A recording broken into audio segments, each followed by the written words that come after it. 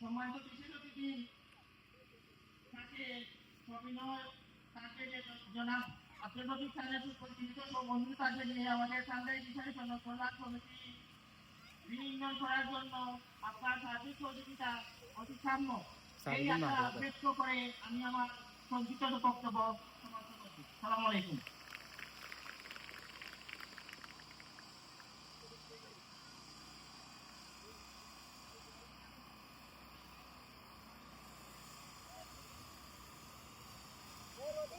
এ পর্যায়ে সংক্ষিপ্ত বক্তব্য নিয়ে আসবেন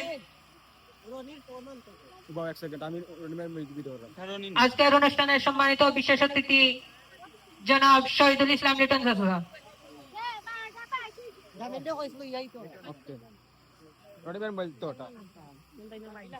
এক সেকেন্ড।